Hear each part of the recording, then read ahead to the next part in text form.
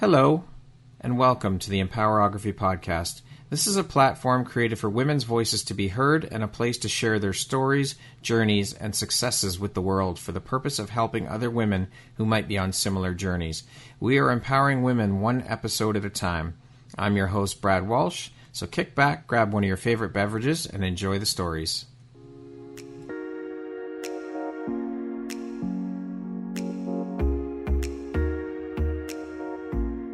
The world needs to hear your message and your story, so don't deny the world of that gift within you that the universe has given you. Someone out there needs to hear your story because it will support them in feeling hope, inspired, and even transformed. Do you want to discover how I help get my clients out of their own way, show up, and confidently share their message? I would love to extend an invitation to you to join me in my free masterclass, Start Your Own Podcast from Idea to Implementation, on Wednesday, April 5th at 1 p.m. Eastern.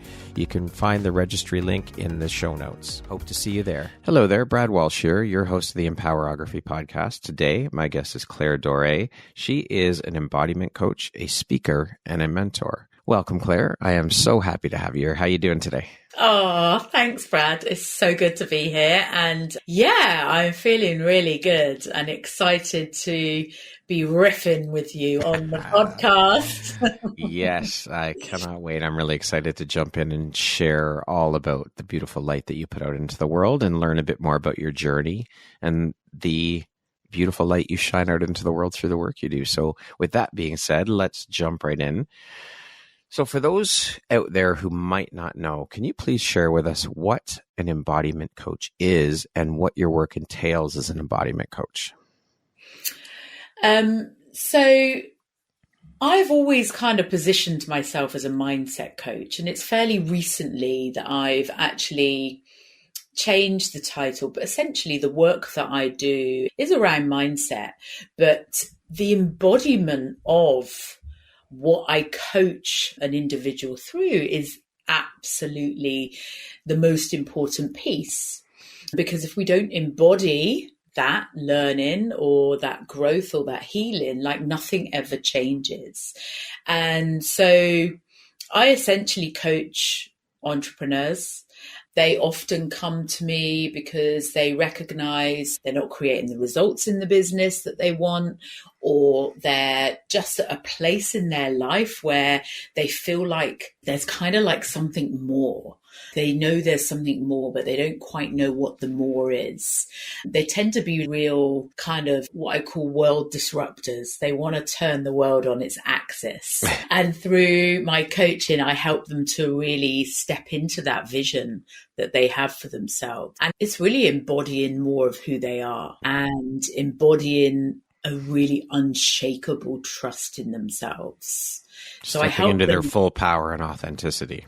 Exactly. And really coaching them to first, right, really acknowledge but own that power within themselves. So really helping them to tap into their intuition, which, you know, doesn't make sense quite often, but it's like when you've got that unshakable trust in place, you can take those leaps despite them feeling really freaking uncomfortable. Absolutely. And so, Claire, with being a serial entrepreneur or a multi-passionate person, I'd love to know what your morning routine looks like. Yeah, I have a very non-negotiable morning routine. What that looks like is waking up to a sound bath, actually. I love the power of sound and sound healing. So I was working recently on a retreat that I led, and I met an incredible guy on this retreat. Well, not on the retreat, but he came to do some sound healing. It was in Athens, and he's recorded me this incredible piece just for me. And so I wake up to that every day. I then do some breath work. I set my intentions and I do CrossFit. I'm an avid kind of lover of CrossFit. So yeah, kind of some deep inner work and then moving my body. And so these are all non-negotiables though, right? Yeah. Every day, regardless. Every day. I don't go to CrossFit on a Sunday, I'll be honest. You give yourself a day off. Exactly. But yeah, I'm there 6 days out of the 7. Wow. That's dedication. Mm-hmm. And I do it for fun, which was not where I used to be. So yeah, it's good. And I love the community. There's a lot that it gives me. Now, what were you doing before you made the jump into entrepreneurship? So I had a career in advertising. That was Okay. my career. So lived up in London. I don't live in London anymore, but was there for 13 years. And then I became a full-time mum and had 3 children, all within 4 years. So my eldest was 4, not even 4 when my youngest was born. So that didn't actually give me any space to go back to my career. So that was basically what I was doing pre-entrepreneur. So was that the catalyst then for making the shift into entrepreneurship? Absolutely. Yeah. Okay. I wanted that flexibility. I wanted to be present with my kids and be there for all those milestones. So I made that commitment to do that. And so how easy or difficult was that transition from the corporate advertising world into, and I know you were home with your kids, but then to move into an unstable thing such as entrepreneurship? How difficult was that transition for you? That's a really brilliant question, because something I recognized and wasn't present to until I stepped into being an entrepreneur was how I'd really lost my identity in the mothering. It was almost like I was just like Luca, Franco, Florence's mummy. Claire had just disappeared, you know? Yeah. And it felt like stepping into this huge self-discovery journey. It was like, oh, holy, like shit. The new Claire has arrived. Yeah. And it was suddenly like starting to connect back with myself. And I hadn't really recognized through mothering how much I'd really lost myself and my confidence as well. And then suddenly, you know, being an entrepreneur, it's like, you have to be highly visible. Shit. God, I need to find that. So massive development opportunity, really. And so how long, because I mean, this is a very common thing that I hear from the women I speak to, is when the women do become mothers, they lose themselves. They lose their identity because they put themselves on the back burner and everybody else, I mean, everybody and everything else goes before them. So how long did it take you to shift back into who the new Claire was or is? Sorry. That was definitely something that was present. And I think also having had the conditioning from my mum, which was you put the children's needs first. And how long did that take to really become present to that? A few years, actually, because the first business that I stepped into, so I've been an entrepreneur now for 14 years. Right. And the first business I was in, it was actually a network marketing company, and they had a conference every single year out in Vegas. And I was like, ooh, that's really scary, because I'd have to leave my kids. I'd have to get on an aeroplane and leave my kids for 5 nights. That felt huge. But of course, just the journey was a growth opportunity in itself, right? So I would say it probably took a few years to really own that actually I'm running a business and the number one most important person to look after right now is me. Because I'm the forefront of my business. And it wasn't that I wasn't still a full-time mum and available, but it was just recognizing I needed to put my needs first to really be of service to them. That's one hell of a journey, and it takes a lot of self-awareness for sure. Yeah. So kudos to you for going on that journey and for putting yourself first, because again, so many women have such a hard time doing that because of the conditioning and all of the other things that they have been taught and learned growing up and stepping into adulthood. And wow. So what drives, motivates, and inspires you to keep going and excelling at all that you do? I think it's really embodying the fact that I have a soul mission here. That feels really true. And even when you ask me that question, I feel it in my body. I can feel it. It's like this expansive energy. And one of my clients reflected back to me the other day. She said, "You're an expander for me." And so I know that. I don't need her to tell me. I know that just my presence can really elevate and shift people. And yeah, I feel like I'm very clear on what my legacy is, which is to help people be happy. And I really embody that and show that, how you can do that.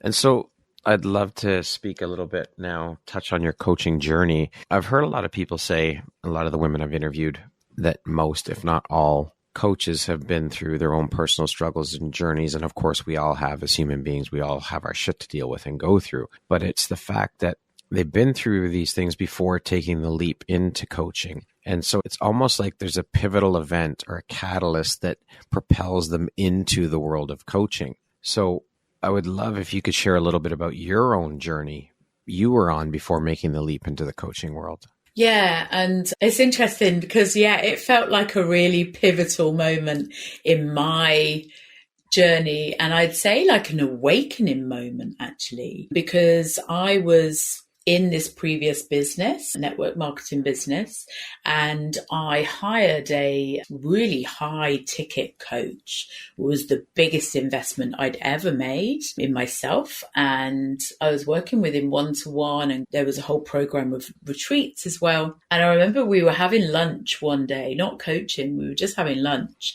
in Richmond in London. And I remember he looked at me across the table and basically said, you're actually a coach, don't you?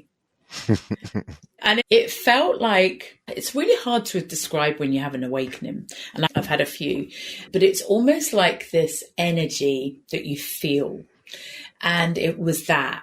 And it was this huge light bulb moment of, that's so true. And I hadn't really realized that actually I'd been coaching through my previous business as well. And so I literally pivoted overnight into coaching, and it was that dramatic, and just went out speaking. I remember just going out and just speaking in person, speaking as often as I could.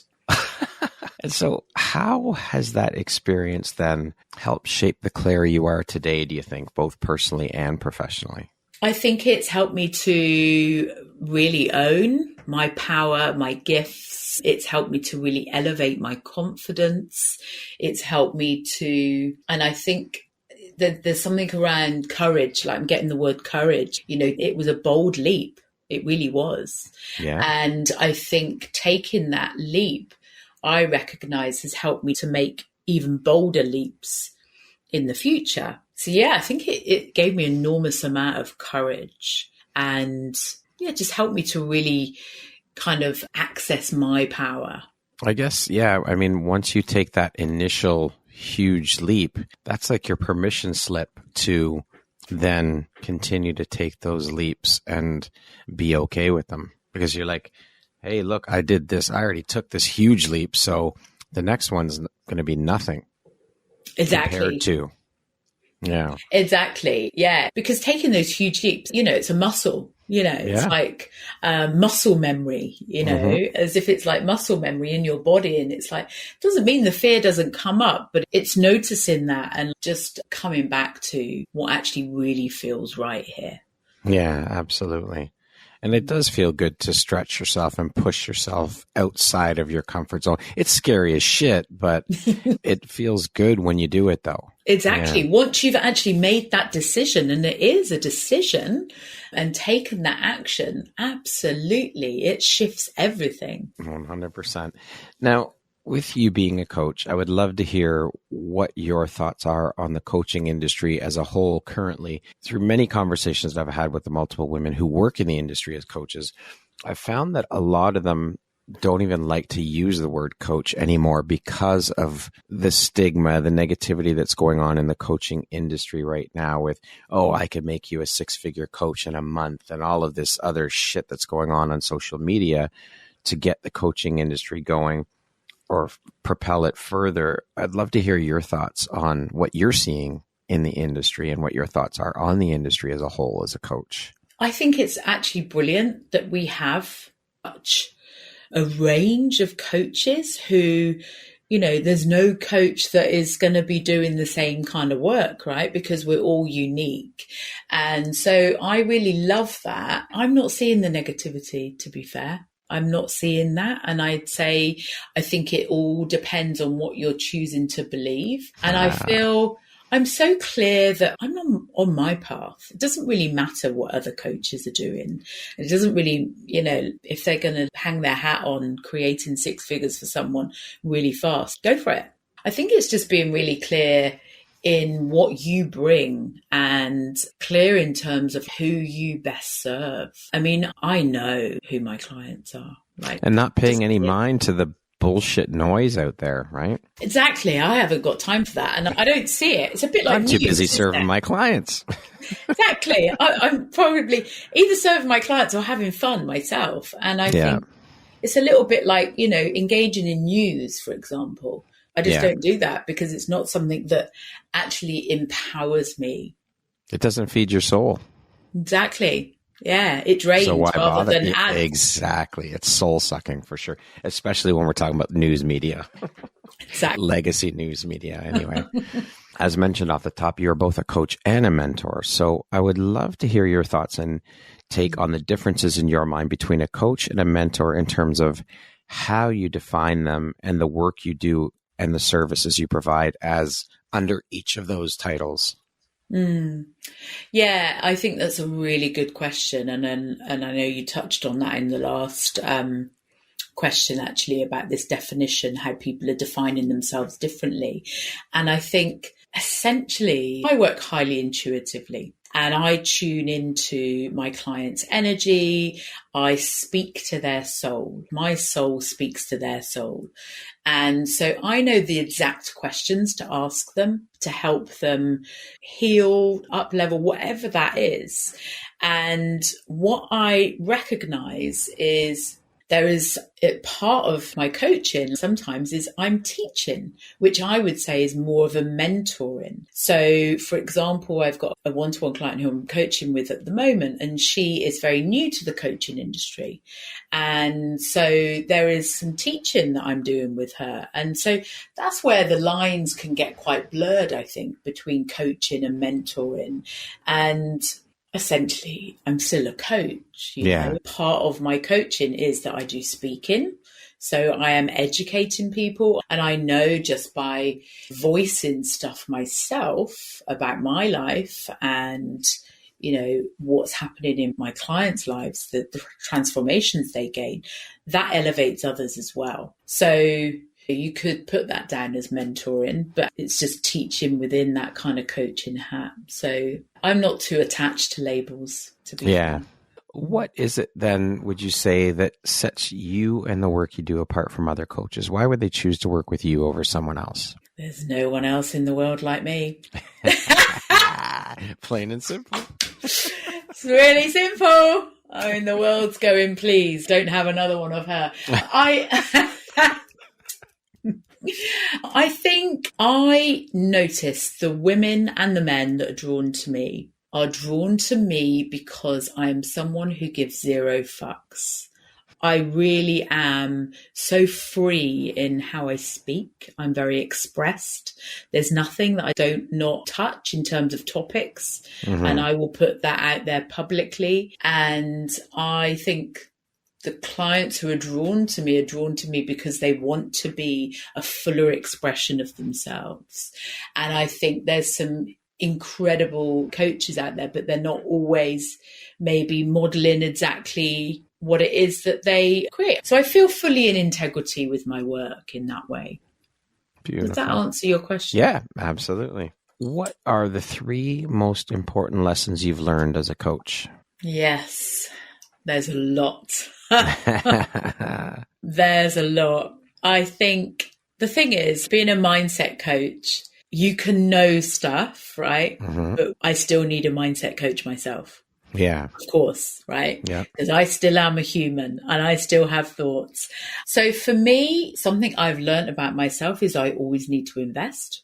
That evolves me. And when I am committed to my evolution, I know that has a greater impact, and that helps to really deliver on my soul purpose and mission. Mm-hmm. I think the phrase, what came up straight away is the phrase that comes from Nelson Mandela, which is, we never lose, we either win or learn. And the other one is probably another quote, actually, by someone that inspires me, which is Miles Monroe, and about how the graveyard is the richest place in the world. Mm-hmm. And so I'm always very much like anything is possible kind of mindset. And I like to really embody that myself. If thoughts come in about an idea or a business, I really explore that. And I like to be able to hold that space and that safe container for my clients to do the same. I love that quote that the cemetery is the richest place on earth, because so many people die with their music inside them, die with their ideas,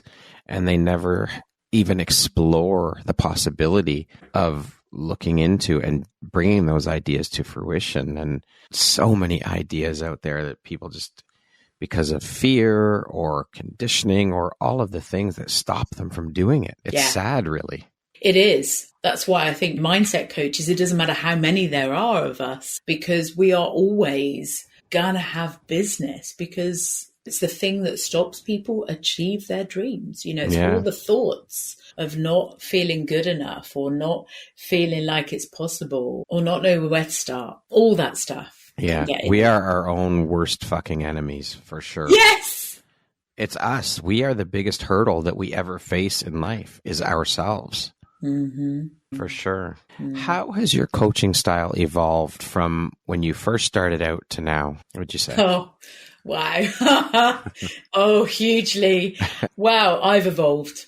Simply, you know, I have evolved dramatically, particularly in the last 2 years when I left my ex-husband. So that has been, I went through a huge spiritual awakening. And so the work and the depth that I have done myself, of course, makes me a better coach, because I can take my clients through that really, really deep work. So yeah, it's dramatic. What would you say lights you up or inspires you the most about the work you do as a coach? I think it's really seeing my clients get out there and being really visible, and really embodying that trust and that no fucks given. I am just going to go and share all the things and all my gifts without the fear, and just really witnessing them body like that power in themselves. Back to mindset for a few minutes. Your focus is on mindset and soul evolution. I would love to speak a little bit about the whole mindset piece and get your take on it. Can you speak to how important a part mindset played in helping you through your struggles, and how important mindset is to our daily routines and our successes? We are not our thoughts, quite simply. Mm-hmm. And we have, I think it's on average, 75,000 thoughts a day or something like that. It's a lot. A huge number. It's a lot. And, you know, what thoughts we choose to put our energy behind is essentially what creates our results. So thoughts create feelings, and that creates our outcome. And so when we can really tune into those thoughts and get a little bit curious about them and start to tune into, actually, how is that making me feel by really sitting with this? And is that the thought I really want to put my energy behind?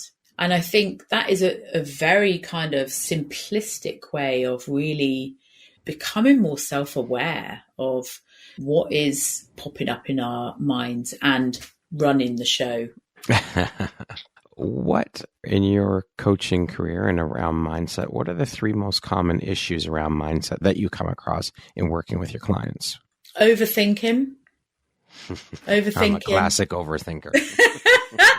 We are brilliant human beings at making up fucking stories. Oh my gosh. Stories that just don't serve us. And so I'd say it's the stories that really get in the way. And normally they come from a belief. And it's really digging into, what are those beliefs? Are they actually even yours? Because most often we are carrying beliefs from our childhood, our parents, our teachers, mentors, whoever, and we've adopted them as our own. And so overthinking, creating stories, procrastination, or I'm going to add another one, perfectionism as well. I mean, just let go of that, because that's going to stop you do anything in a really kind of, I want to say, natural and authentic way. So keeping with this theme, and all of the struggles that go along with this, as you just mentioned. So often we hear from people like yourself who've overcome the struggles, they've gone through the adversity, and they've transformed through the pain to discover their purpose, which is amazing. And that is powerful and beautiful in itself. I'd love to hear from you with all that you have gone through with your personal struggles around mindset, imposter syndrome, all of these things, just to name a few. I'm sure you would agree with me on this. Just because we have gone through the adversity and come out the other side, as you mentioned, that doesn't mean that those struggles still don't pop up from time to time, because as we're human beings and we're constantly evolving and growing and shifting. So can you share a little bit about that in terms of how you deal with those things now as opposed to how you used to when they came up? Yeah, and you're absolutely right, Brad. It's not that they don't not come up, because growth isn't linear. Yeah. And of course, we hit those same things, those same patterns that we hit, and the same pieces that we need to heal, or maybe a deep layer and level. And in my experience, what I have seen in myself is how quickly I respond. Firstly, how quickly I can see it. I see the pattern really quickly. And then once I've seen it, I can't not see it. So it's then like, you can't unring that bell. No, not at all. So then it's, okay, how am I going to choose to respond? And I guess I really notice is I see things so much faster. Okay. And I think the gold is when you can see it in the moment. Yeah. And then you can transmute. Then you've got a choice available to you. And that's powerful. Well, we always have a choice. So it's just which direction you choose to go in. Yeah. So what is one tip or takeaway then that you can provide that listeners can implement immediately to start reconditioning their mind for the success they want? I want to say journaling.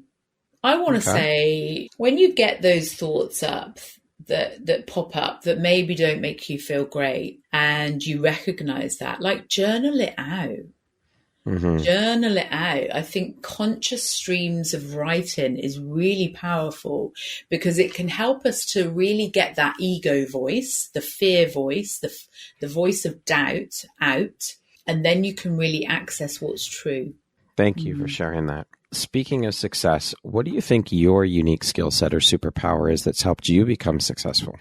I think one of the most powerful things is me healing my wounded masculine. So I was very heavily in my masculine energy. So always action orientated, not so much feeling. This was present in my relationships as well, because how we do one thing is how we do everything. Right. So I was always on, my diary was rushed to everything. No space, no space to breathe. The hustle culture bullshit. The hustle culture, and just very heavily in my masculine. And it's not that you don't want to be in your masculine energy. That's the action taken. We need to do that. But I was in it in an unhealthy way. Right. And I'd say, me healing that has been profound. And again, this is another very common trait among women, because they've been conditioned that you have to go after shit. You have to make shit happen. You have to hustle. You have all the fucking things. Yeah. And it's hard to shake that, I would imagine. It really is. And I think society actually celebrates busy. Yes. As almost like a badge of honor, like a badge of success. It's like, even people say it all the time. Are you busy? I'm like, I'm not busy, because I choose not to run a busy schedule. But it's so ingrained. Oh my God, you must be so busy. And it's like, no, fucking not busy anymore. I'm not running that busy badge anymore, No, the busy work. And, you're right. It's like a badge of honor. And I cannot stand that fucking word hustle. It drives me up a wall. We need to take the time to slow down and listen to our bodies and look after us. Because as you mentioned earlier, when you're talking about stepping into being a mother and everything gets put on the back burner, except you put yourself on the back burner. So it's go, go, go, go. You have to do. We're human beings. We're not human doings. Right? Yes. I like that. And we have to recognize that. Yeah. But it's a really great way to avoid feeling. It's a pattern. It's a pattern of avoiding feeling. Because if you're constantly doing, no space to feel, don't have to feel those emotions. Oh yeah, let's carry on. It's uncomfortable. It's uncomfortable to feel it. But that's where the gold is. That's how you grow. Yeah, let's just keep checking the things off the list, fill them out, tick those boxes. Fuck that. Sure, of course, we have to get stuff done. Absolutely. We're entrepreneurs, we're running businesses and all of the things, but we also have to remember to take the time for us to slow down. 100%. And give ourselves that room to breathe, because you're going to end up, and I'm sure you experience this, burnt out, which a lot of women are experiencing is burnout. When I think that's part of the cause for women leaving the full-time corporate career or whatever career and making the switch into entrepreneurship is the burnout.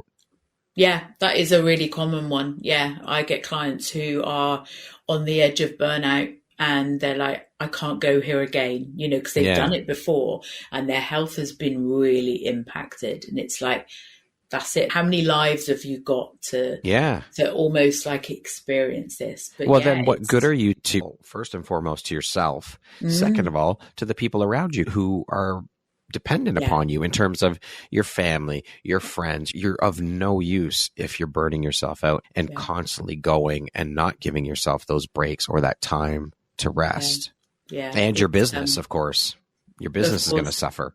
No, it's a really ingrained pattern. I attract a lot of clients who are heavily in their masculine energy because, of course, that was me. So I really get where they're at and what they need to do. Yeah.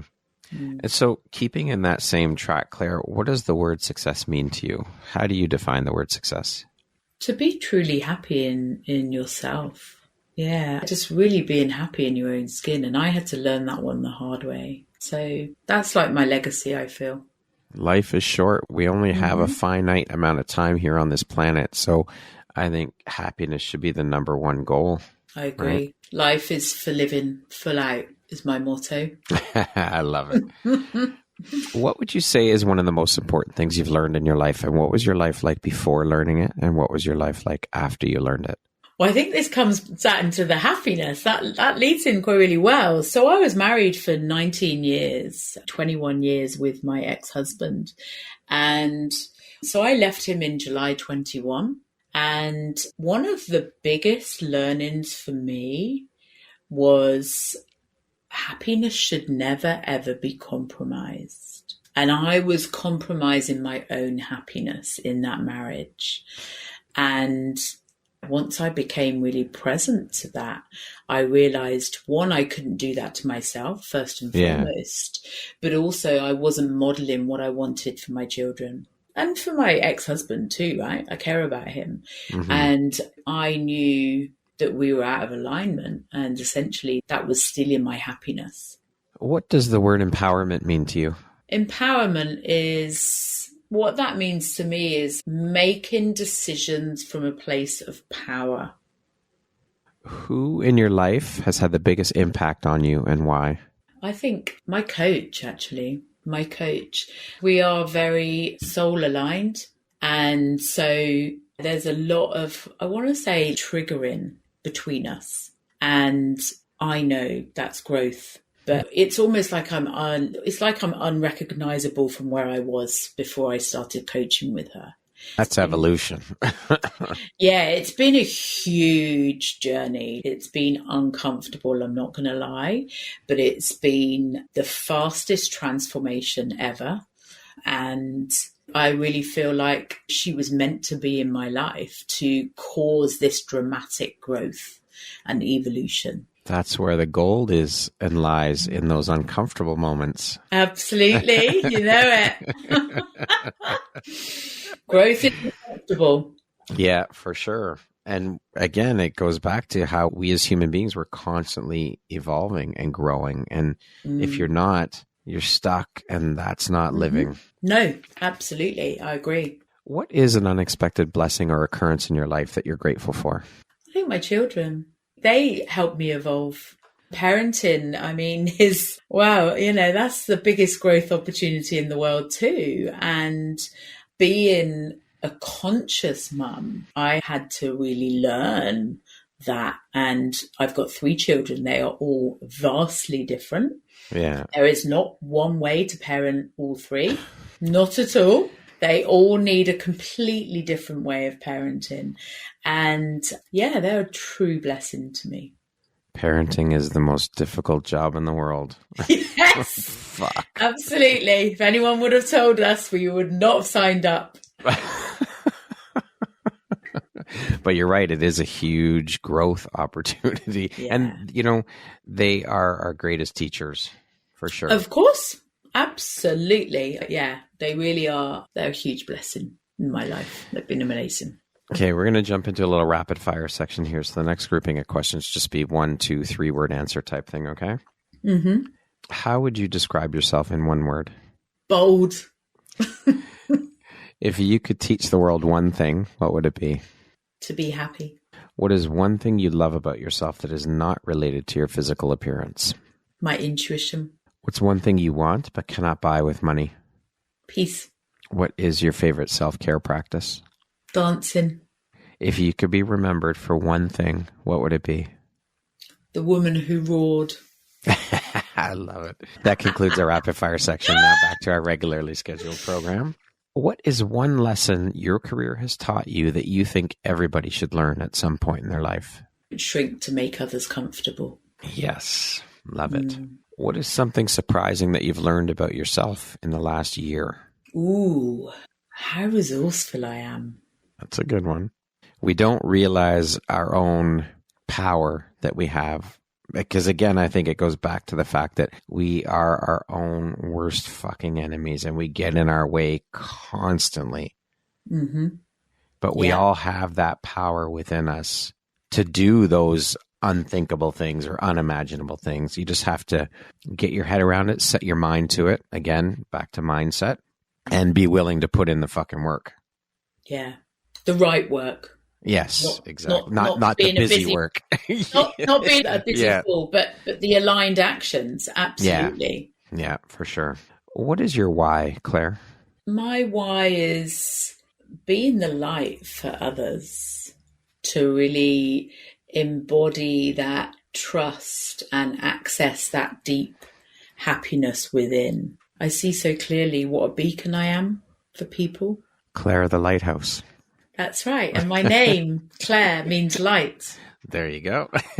Ah. Love that. What is the worst piece of advice you've ever gotten? Oh, worst piece of advice. You need a funnel. It'll probably be that. I actually always put the F word before the word funnel. I really detest funnels. Really don't like them. And so many people push that. You got to get your funnel. You got to set up your funnel. Fuck the funnels. Yeah. No fucking funnels in my business. Thank you. Claire, if you had the opportunity to sit down and have a 1-hour conversation with one woman, any woman in the world, who would it be and why? Oh, this woman isn't actually alive. Okay. Do you know, I feel it would be Paula Yates. Don't know if you remember her, but she was a real icon in the 80s. And she really stood out, right? Because she really voiced whatever the fuck she wanted. Yeah. She was an incredible presenter, but also fashionista. I mean, she would rock up in whatever she wanted. She gave 0 fucks. And I think I'd just love to just have a chat with her. I think we would be great mates. And I would just love to have a chat with her and talk about life, sex, rock and roll, relationships, all the things. And just having the snippet of her time, I think would just be uber powerful. If you could go back and give your younger self one piece of advice, what would that piece of advice be? Don't give a shit what anyone else thinks. Give 0 fucks. I think, we spend so much time worrying about what if so-and-so reads that post? And then that stops us actually voicing the thing that we need to get out of us. If we could just let go of whatever anyone thinks, they'll always have a judgment. And so what? It's none of our fucking business. There you go. Right there. That's it right there. It's none of our business what other people think of us. No. And if they don't like what we say, they can go. Yep. But there are a lot of people out there who have to put their opinion and their voice out there. And I think it's about turning the volume down and not letting that get in our heads. Because again, I think that's secondarily, first and foremost, it's us getting in our own way. But secondarily, it's the external noise that we have to deal with. But I think that once we can get past this internal noise that we deal with on ourselves, getting through, cutting through, or turning down the volume of the external is nothing. That's easy because this one inside of us is the hardest one, the hardest hurdle to clear, I think. Yes, exactly. Well, it never goes away, does it? No, exactly. So if you can turn the volume down on that, because I don't think we ever get fully past that. No. So if we can turn the volume down on the internal, getting through the external noise and cutting through that bullshit, that's easy. Yeah. Much easier. But it ties in with people pleasing, which actually goes deeper and ties in with abandonment wounds. It's like conditioning, all of this shit, right? Exactly. So yeah. Give zero fucks. That's it. Voice whatever you feel you want to express it. Because there's a reason why it's come up. It needs to come out of you. Yeah. And I think if we can just allow that process, and you say, like the ego voice is always going to be there. We can't get rid of that. It's what keeps us safe in a situation where we need to be kept safe. Yeah. But it's okay to share what we feel as long as it's not hurting anyone. Exactly. It's all good. And you will find your people. Not everyone is meant for you, and you are not meant for everyone. So when you share your authenticity, when you share your thoughts, your power, your ideas, your people will find you. Your tribe will find you. 100%. And I think the more we can be okay with trusting that we will attract our people and repel the ones that are not our people. Mm-hmm. And being okay with that is a really powerful place, because as coaches, we're not here to serve thousands. No. And like you said at the beginning, not anyone else is you. No one coaches the way you do. Nope. So that alone, knowing that and believing in that will serve you so much better. Exactly. No competition. That's right. That was something that I dealt with early on in my entrepreneurial journey. I would say for almost the first 2 years, I dealt with that competition mindset. That's a fuck of a thing to get over. It's hard. But once you do, fuck, what a change. The freedom, and it just opens so much up. And so I got to the point where I realized, you know what? My only competition is me. Yeah. That's the only competition I have, because I believe that there is enough out there for everybody on this planet, more than enough. And when you get into that mindset and that belief that no one else is you, like I'll use myself, my photography business, no one else sees things the way I do through the lens. If you give 3 different photographers the same thing to shoot, undoubtedly you will get 3 different images, because everyone sees things differently. So once you can get into that mindset that no one else is you and you are your only competition, as long as you can look back and see that you've improved and you've grown, that's all that fucking matters. Yes. The looking back is really important. It is, for sure. Often looking forward. Yeah. When we look back and reflect on our growth, you can see, oh, wow, that's incredible. We don't always acknowledge all of our success and achievements, especially the invisible, intangible stuff. Well, that speaks to a whole other thing in terms of, and I think this also ties in with the hustle culture, is that we don't take the time to slow down and celebrate our wins when they come. No matter how small they are, we need to celebrate them. We need to take the time to slow down and celebrate them, because then you'll see how far you've come, how much you've grown. And that is so important to moving forward in your successes. Yeah, agreed. Love a celebration. Yeah, doesn't matter how small. No. All of it. Celebrate the whole lot. That's right. And that gets rid of that fucking hustle culture bullshit when we slow down and take the time to celebrate the wins.